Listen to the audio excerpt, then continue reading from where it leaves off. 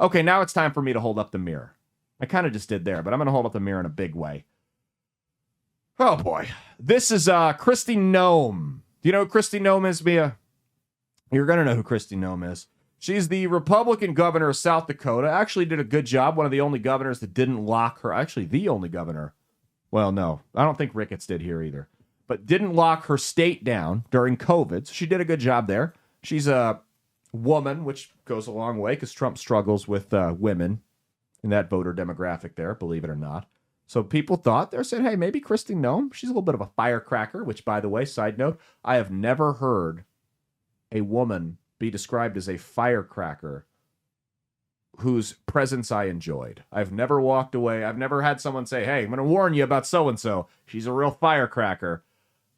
Going into a situation, I've never walked away from it going, yeah, that was a fulfilling experience. Not a once. So, she's a little bit of a firecracker, though. People were saying, hey, maybe she could be Trump's VP. I want Tulsi Gabbard. Made that clear a long time ago.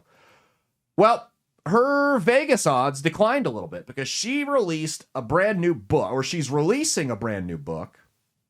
And that there's apparently, if you are in the publishing industry, there's some jobs opening, I'm assuming, pretty soon here. But her book, No Going Back, ironically, and you'll figure out why this is ironic, an excerpt from this. This is not, hey, someone bought the book and read this. The book isn't out yet. She specifically released this excerpt from the book to prove to people why she could make the tough decisions required to be vice president. I'm just going to read it for you. This is about her dog, Cricket. It was a 14-year-old German short-haired pointer. Emphasis on the word was. Noem writes, I hated that dog, adding that Cricket had proven herself untrainable, dangerous to anyone she came into contact with, and less than worthless as a hunting dog. At that moment, she said, I realized I had to put her down. Mind you, the dog's 14 months. Now, she tells a story about how the dog attacked a bunch of chicks. Now, she had kids at the time. This is the family dog. Evidently, the dog allegedly attacked and massacred a bunch of chickens, just went on this killing spree. They were going down the side of the road, and the dog hopped out of the car. I don't believe this story for a second. Killed all these chickens. She's like, this is the last straw. I think she's slandering the dog from beyond the grave, personally. Kristi Noem, per her own words, who was in Congress for 8 years prior to being governor, got her gun, led the dog to a gravel pit, and put a bullet in the back of its head.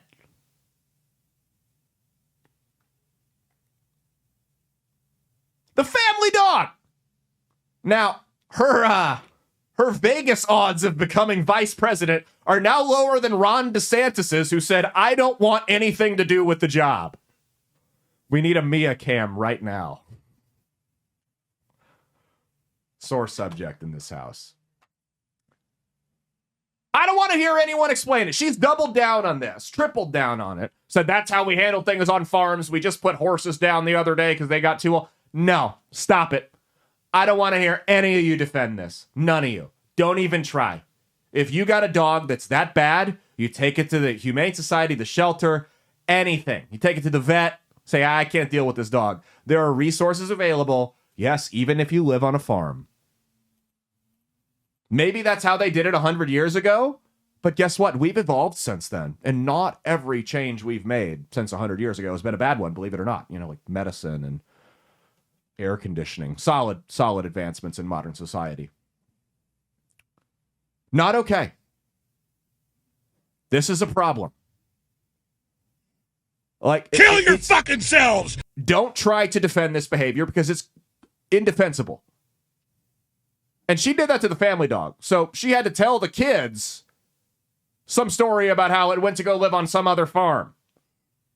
So for those of you that went after Anthony Fauci, rightfully so, mind you, for his sick and twisted fucking Nazi experiments on beagles, don't you dare try to defend Kristi Noem here.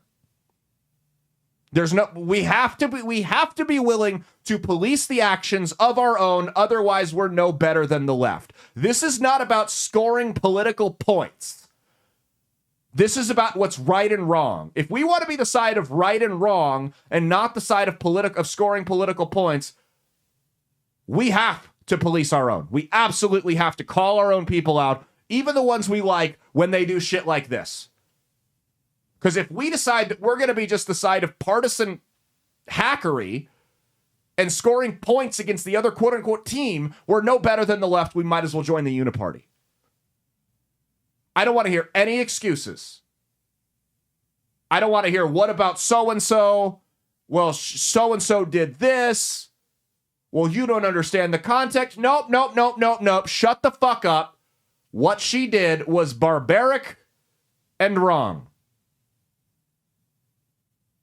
And the signs of a sociopath. Hard pass on Kristi Noem in Republican politics ever again. Ever again. Everyone has decided they hate Kristi Noem now. Left, right, center, everyone has decided Kristi Noem equals public enemy number one. Are you good now?